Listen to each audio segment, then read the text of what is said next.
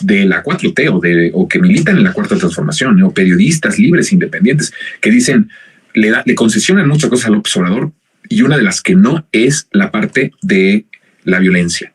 En lo que queda de ver, mucha gente dice eso. Hay otros que dicen, hay una agenda pendiente en cuestión de seguridad. Bueno, prácticamente lo más difícil ya lo hizo el presidente López Obrador.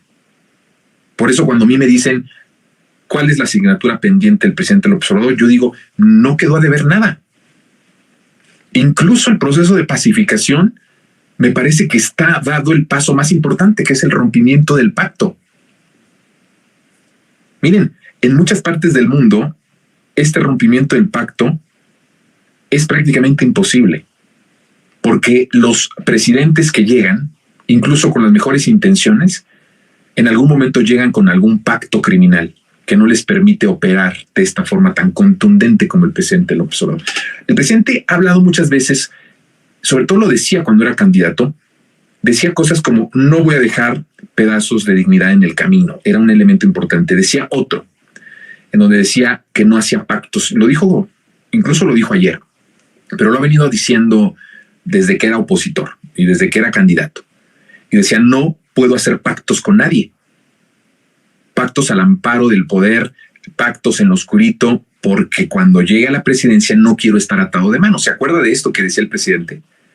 Bueno, justo por esta autoridad que tiene, por cumplir en plenitud que no tiene pacto político, económico, criminal con nadie, es que pudo hacer lo que hizo. Entonces, por eso tiene una relevancia importantísima el rompimiento del pacto. En cualquier otra parte del mundo, incluso en algunas partes del mundo en donde se ha logrado de cierta forma la pacificación, depende mucho de un pacto criminal. Y he dicho, yo ayer lo decía, en algún momento eso va a tener una repercusión. En algún momento esa no es una paz duradera, ¿eh? Esa no es una paz profunda. Es un momento de tranquilidad que está prácticamente sostenida de alfileres. Por eso el presidente podía haber hecho algún pacto, incluso sin beneficiarse. Escuche esto, el presidente López Obrador pudo haber hecho un pacto criminal sin él ser parte del crimen. ¿Qué estoy tratando de decir?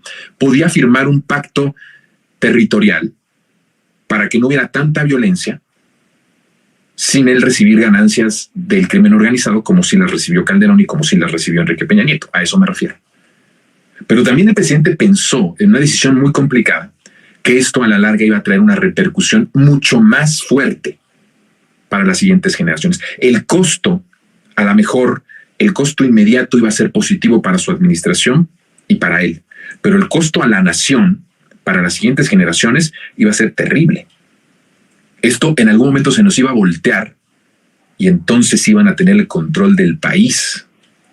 Tú pactas por un instante y se comen el país. Vean ustedes, Calderón pacta y se pone él mismo se asume como jefe criminal del país y casi se destruye el país. Entonces López Obrador, pensando en eso, dijo, no podemos hacer este pacto criminal, necesitamos una paz verdadera. Y entonces él dice, la paz que estamos proponiendo tiene una base en la justicia social. Tiene una base en el bienestar. Pues tiene sentido.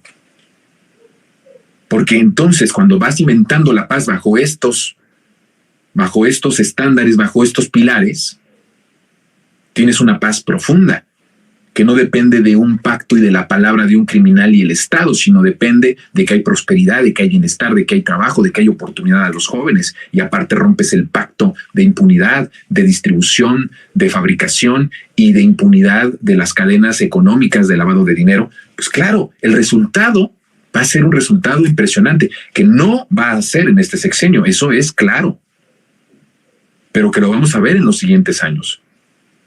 Entonces, cuando a mí me dicen, oye, estamos en un proceso en donde en lo que se queda de ver es en la seguridad, yo digo, no, ¿en dónde estás viviendo? ¿En qué país estás viviendo? ¿Qué país estás leyendo? ¿Cómo lo estás analizando? ¿Cómo lo estás contando?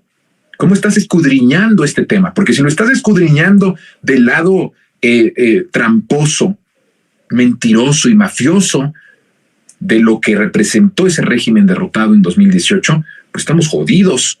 Lo tienes que explicar desde una realidad totalmente distinta y profunda. El proceso de pacificación es tan profundo y va en un muy buen camino, que yo les puedo decir y garantizar que lo más difícil de este proceso de pacificación ya lo hizo el presidente López Obrador. Ya rompió el pacto. Por eso es que están enojados. ¿Usted cree que si el presidente hubiera pactado con ellos no habría menos inseguridad? A lo mejor no habríamos tenido una tasa de pocos homicidios al día, pero hoy estamos teniendo entre 60, en el mejor de los casos, a 80 diarios. A lo mejor hubiéramos reducido a unos 40 y eso hubiera sido mediáticamente y popularmente para el presidente, híjole, impresionante. Aunque mediáticamente, estoy hablando de popularidad mediática, porque respaldo popular lo tiene. Hoy la encuesta que saca el Heraldo, 73% de aprobación del presidente López Obrador. Pero habría tenido mucha popularidad mediática, ¿no? Decir, oye, de 80, de 70 lo bajas a 40, pero no quiso el presidente hacer un pacto, porque sabía que a la larga eso iba a complicar más el proceso en los siguientes años, y las generaciones que lo iban a padecer iban a ser las que vienen después de él. Y eso no lo iba a permitir el presidente López Obrador. Por eso es muy importante que cuando hablemos de este tema podamos hacerlo de forma profunda, como lo estamos haciendo aquí en este espacio.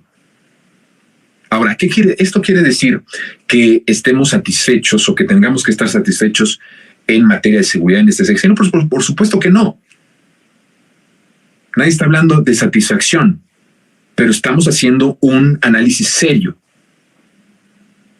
en donde podemos construir una narrativa mucho más seria que la de simplemente decir la totalmente mentirosa y que Andrés Manuel pactó con el crimen organizado, o la otra de que nos queda de ver muchísimo en seguridad. Pues claro que tampoco, ninguna de las dos. Sí, claro, cuando hablamos de pérdida de vidas, duele muchísimo. Cuando hablamos de pérdida de vida humana, no podemos ser ajenos a eso, pues somos distintos a ellos. No somos iguales. El presidente lo ha repetido muchas veces. Por eso hace tanto énfasis en eso.